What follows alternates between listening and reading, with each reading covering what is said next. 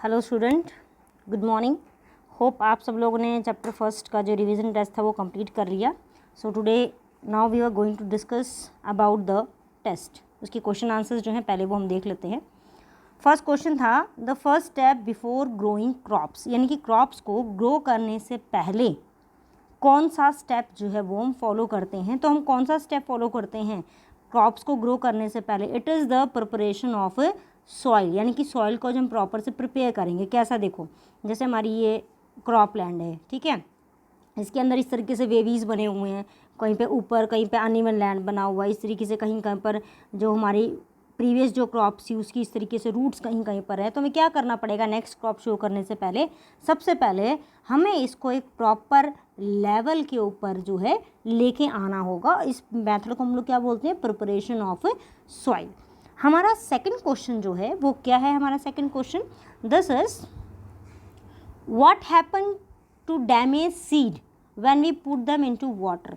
जो damage seed है, damage seed कौन से होते हैं? मान लो इस तरीके से इसके अंदर कोई होल्स बने हुए हैं या ये इरेगुलर से शेप के हैं, तो ये डैमेज जो सीड होते हैं ये क्या करेंगे जब हम इनको वाटर के अंदर पुट आउट करेंगे? तो वाटर में जब हम इनको पुट आउट करेंगे तो क्या होगा? They will basically float on the surface of water. ये वाटर में हमने उनको जब डिप करेंगे इस तरीके से तो ये जो सीड्स हैं अपर सरफेस पे आ जाएंगे और यहाँ पे वो फ्लोट करेंगे। ठीक है, नेक्स्ट क्वेश्चन था हमारा कि जो हमारी खरीफ की जो क्रॉप्स हैं उनको हम कौन से सीज़न में शो करते हैं, यानी कि उनको बोते कौन से सीज़न में? तो कौन सा सीज़न होता है? जून एंड जुलाई सीज़न में हम उनको शो करते हैं। और अगर इसके कंपैरिजन दूसरा क्वेश्चन पूछा जाता है कि इनको हार्वेस्ट कब करते हैं, तो हार्वेस्ट कब होगा? When they were totally mature, यानी कि अक्टूबर या फिर नवंबर मंथ में हम उनको हार्वेस्ट करते हैं। उसके बाद नेक्स्ट क्वेश्चन जो है हमारा क्वेश्चन नंबर 4, वो क्या था? लेट अस सी।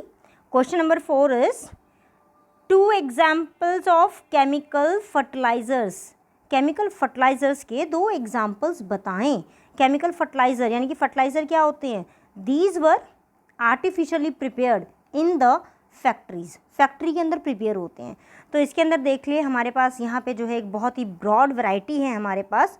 इसमें यूरिया भी आ सकता है, सुपर फॉस्फेट भी, पोटैश भी, अमोनियम फॉस्फेट भी, एनपीके। एनपीके क्या होता है? एन मतलब होता है नाइट्रोजन, पी मतलब फॉस्फोरस, के मतलब पोटेशियम। तो इनमें से कोई भी आप जो है चूज़ कर सकते हैं, राइट डाउन कर सकते हैं। Then question number 5। Question number 5 क्या हो जाएगा? क्वेश्चन नंबर 5 क्या है हमारा? Why preparation of soil is done. देखो, प्रिपरेशन ऑफ सॉइल क्यों करते हैं और उसके नेक्स्ट क्वेश्चन और देख लेते हैं हम लोग। नेक्स्ट क्वेश्चन है sowing is done by using. Sowing किस मेथड से करते हैं? And the question number 7 is what are weeds and for what they compete with the main crop. Main crop के साथ उनका किस वजह से कंपटीशन होता है?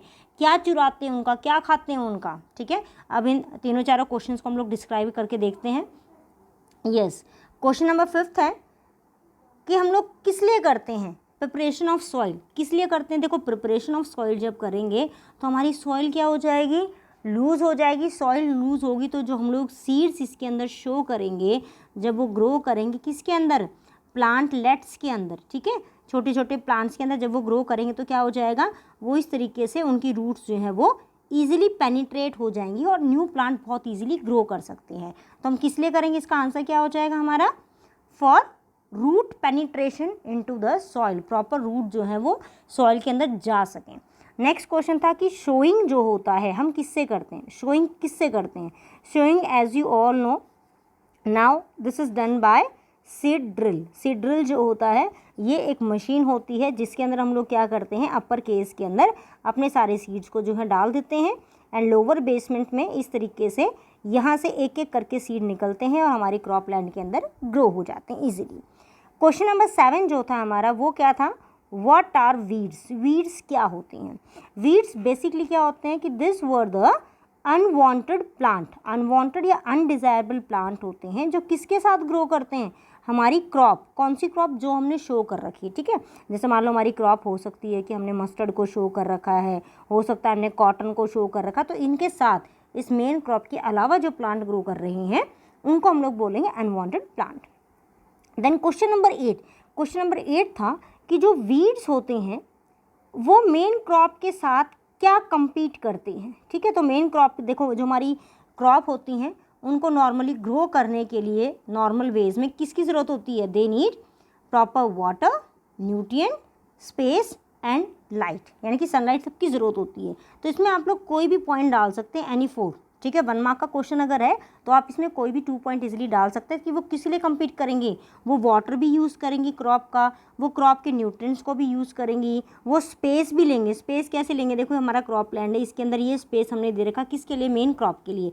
मान लो इसके अंदर बीच बीच में यहाँ पे इधर वीड्स ग्रो हो रही है हमारी, ठीक है। तो जो मेन क्रॉप है जो इसके साथ हमारी यहाँ पे ग्रो हो रही थी इन बिटवीन दिस एरिया, तो उसकी रूट जब इस तरीके से वाइडन करेंगी, फैलेंगी, तो साथ में वीड्स की रूट भी फैल रही हैं, तो वो क्या करेंगी, उनको स्पेस नहीं देंगी प्रॉपरली ग्रो करने के लिए, ठीक है।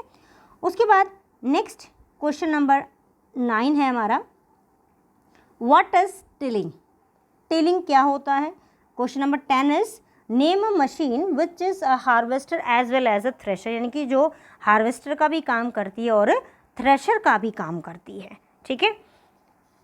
इन दोनों का आंसर देखते हैं हम लोग। टिलिंग देखिए, टिलिंग नॉर्मली कौन सा प्रोसेस होता है जिसके अकॉर्डिंग हम लोग सॉइल को क्या करते हैं, we loosen and turning the soil. कौन सा प्रोसेस होता है, कौन सा मेथड होता है जिसके अंदर हम लोग सॉइल को लूज करते हैं। टर्निंग का मतलब कि जो लोअर एरिया के अंदर, मान लो ये सॉइल है, यहाँ पे नीचे वाला जो एरिया है, ये एरिया की सॉइल ऊपर आ जाएगी, ठीक है, जिसके अंदर एक्सेस में न्यूट्रिएंट है। ऊपर एरिया वाली सॉइल कहाँ चली जाएगी, हमारी नीचे चली जाएगी।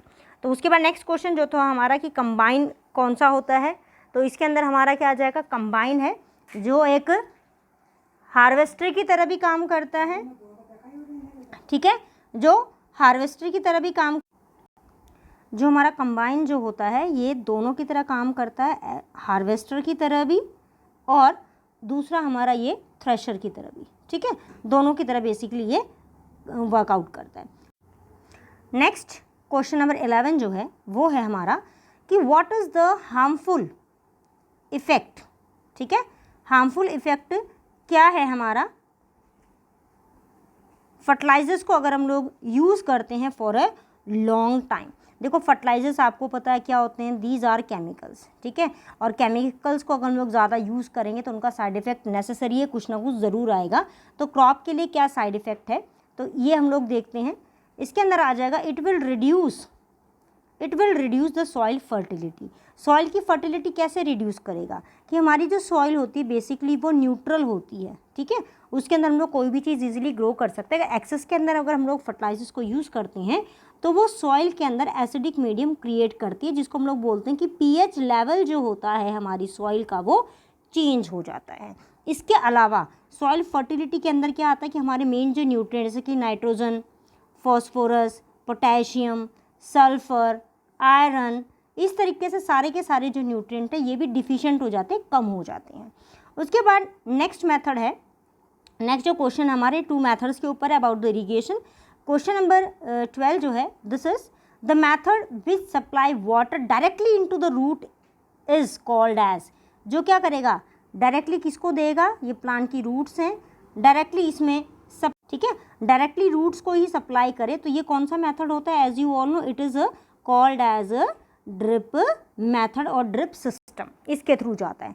नेक्स्ट क्वेश्चन है question number 13, method of irrigation useful on uneven land. Uneven land का मतलब क्या होगा, ऐसे ऊंची नीची ज़मीन हमारी, ठीक है, तो ये आपको पता है कि ये कहाँ पे होता है, जहाँ पे हमारी बेसिकली थोड़ी सी सैंडी सॉइल है वहाँ पे होता है। यानी कि मोस्ट कॉमन आप लोग देख सकते हैं इंडिया का जो अपना राजस्थान वाला इलाका है वो इसके अंदर आता है अपना।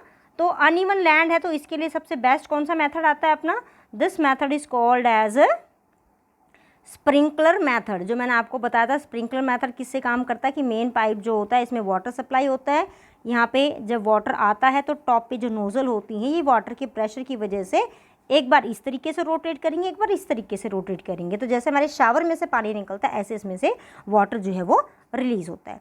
नेक्स्ट क्वेश्चन आता है हमारा question number 14, continuous plantation result in depletion of which nutrient.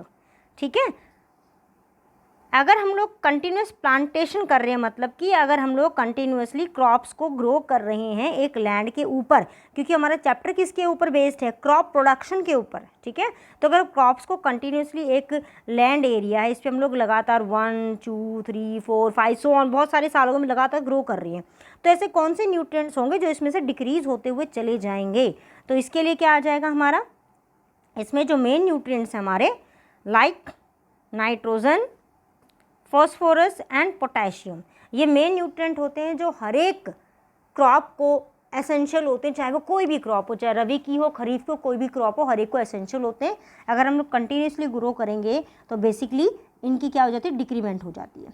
Next question है हमारा क्वेश्चन नंबर 15, ये है व्हाट आर वीडीसाइड्स। वीडीसाइड्स क्या होते हैं? वीडीसाइड्स क्या होते हैं, एज यू ऑल नो कि जो वीडीसाइड्स होते हैं दीज आर केमिकल, ठीक है। ये केमिकल्स होते हैं जो क्या करते हैं, वीड्स को कंट्रोल करते हैं। कंट्रोल कैसे करेंगे, ये वीड्स जो होते हैं उनको डायरेक्टली क्या कर देते हैं, किल कर देते हैं।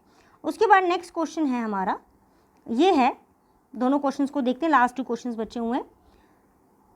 Rabi crop, a rabi crop that is also one of the pulses, यानी कि रवि सीजन के अंदर हम जो क्रॉप ग्रो करते हैं, जो वैसे तो कहने में क्रॉप है बट वो क्या हो जाएगी, हमारी एक पल्स भी है, दाल की तरह भी हम लोग उसको जो है यूज़ करते हैं। और लास्ट क्वेश्चन है process of separating the grain from chaff, इसको क्या बोलते हैं।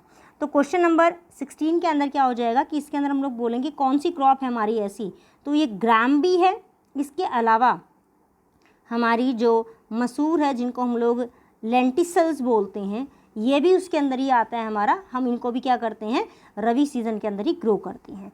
लास्ट क्वेश्चन आपका है, ये है अपना नेक्स्ट क्वेश्चन जो है हमारा, ये आ जाएगा लास्ट क्वेश्चन, क्वेश्चन नंबर 17, कि ग्रेन को चैफ से रिमूव करने का मेथड। तो आपके एनसीईआरटी में दोनों मेथड्स गिवन है, बट देखिए दोनों मेथड्स में डिफ़र क्या होता है। थ्रेशिंग जो होती है ये हम लोग लार्ज स्केल का जो एरिया है, ज़्यादा क्रॉप लैंड है, वहाँ पे हम यूज़ करते हैं। अगर किसी फार्मर का छोटा सा एरिया है, ठीक है, और वो अफोर्ड नहीं कर सकता है एक्सपेंसिव थ्रेशिंग मशीन्स को, तो वो सिंपल कौन सा मेथड यूज़ करेगा, विनोइंग। विनोइंग जो है ये ओल्डर मेथड था एंड थ्रेशिंग जो है ये हमारा न्यू मेथड है। तो होप स्टूडेंट आप सबको जो है ये क्वेश्चन के आंसर्स भी कुछ क्लियर हो गए होंगे। एंड वन मोर थिंग कि आपको जब क्वेश्चंस बोले जाते हैं right the answer in 1 mark, ठीक है, 1 मार्क क्वेश्चंस जब बोले जाते हैं तो उसका मतलब होता है कि आपका जो आंसर है वो 1 वर्ड का होना चाहिए, ठीक है। ये देखिए आप लोग जितने भी आप लोग आंसर्स देख रहे हैं वो कितने हैं, कोई 1 वर्ड के अंदर है या हार्डली वो 2 सेंटेंस के अंदर कंप्लीट हो रहे हैं। तो 1 मार्क के क्वेश्चन आंसर्स में आपको बस इतना ही लिखना होता है। And that's all, meet you in the next video, till then bye.